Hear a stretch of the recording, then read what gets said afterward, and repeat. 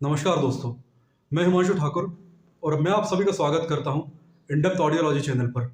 और video start करने से पहले आप सभी अपनी स्क्रीन के अपर साइड पर दिख रहे सीसी बटन को ऑन कर लीजिए ताकि सबटाइटल्स ऑन हो जाएं और आपको मेरी आवाज़ सुनने में परेशानी ना हो। तो चलिए हम आज का वीडियो स्टार्ट करते हैं और इसके बाद हम इस पर डिस्कस करेंगे।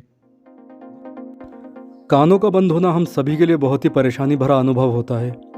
कान दो ही तरीक़ों से बंद हो सकते हैं, पहला टेम्पररी और दूसरा परमानेंट।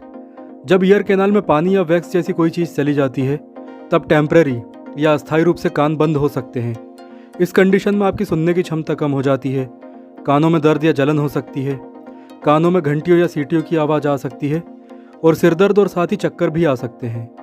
लेकिन टेम्पररी हेयरिंग लॉस या अस्थायी रूप से कान बंद हो जाने के कारणों को आप दूर कर सकते हैं और जैसे ही आप इन कारणों को दूर करते हैं वैसे ये सारी समस्याएं अपने आप ही हल हो जाती हैं। लेकिन दूसरा कारण, जिसे परमानेंट क्लॉगिंग इन ईयर कहा जाता है या इसे हिंदी में कानों का अस्थायी रूप से बंद हो जाना कहा जाता है, एक सीरियस कंडीशन है। वे लोग जिनके कान अस्थायी रूप से बंद रहते हैं उनमें से ज़्यादातर को ये समस्या इन्फेक्शन या संक्रमण के कारण होती है।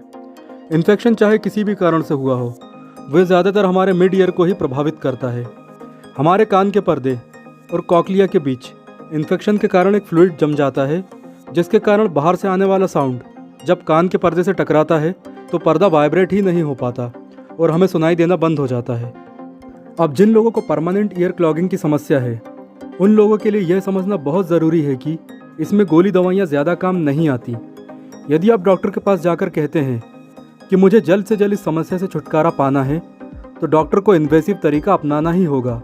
सरल शब्दों में कहा जाए तो सर्जिकल मेथड। पहली मेथड में वो आपकी ईयर ट्यूब में एक नली डालेगा जो कान के पर्दे में एक छोटा सा छेद करती हुई मिड ईयर में पहुंचेगी। फिर वो इस ट्यूब के माध्यम से मिड ईयर में जमा हुआ लिक्विड बाहर खींच लेगा।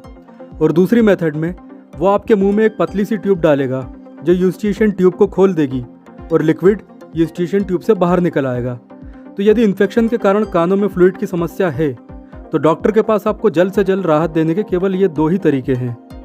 लेकिन डॉक्टर के पास जाने से पहले आप इंडेप्थ चैनल की सरल विधि को कम से कम 3 दिनों तक दिन में 4 से 5 बार ज़रूर ट्राई करें, क्योंकि कई लोगों को इससे फ़ायदा हुआ है। इसमें सबसे पहले आपको एक गहरी सांस लेनी है, फिर मुंह बंद करके नाक को हाथों की उंगलियों से पूरी तरह बंद करना है और नाक से सांस छोड़नी है।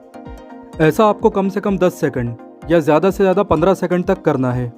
इस बीच यदि आपके कान से पॉपिंग की आवाज़ आती है तो आप इसे रोक दें, क्योंकि पॉपिंग की आवाज़ यह संकेत होती है कि यूस्टिशियन ट्यूब खुल चुकी है और ऐसा होने पर कान में जमा फ्लूइड इस ट्यूब के माध्यम से रिलीज़ हो जाता है और आपको राहत मिल जाती है। लेकिन इस टेक्निक में आपको 2 सावधानियां ज़रूर रखनी है। पहली ये कि आपको सांस छोड़ते समय ज़्यादा ताकत या प्रेशर नहीं लगाना, और दूसरी ये कि यदि 15 सेकंड के बाद भी पॉपिंग की आवाज़ नहीं आती है तो दोबारा गहरी सांस लेकर इस टेक्निक को फिर से दोहराना है। तो दोस्तों, ये थी क्लॉग्ड ईयर यानी बंद कानों को खोलने की बहुत ही सरल विधि। यदि आप में से किसी को भी ये समस्या है तो डॉक्टर के पास जाने से पहले इस टेक्निक को ज़रूर आजमाएं।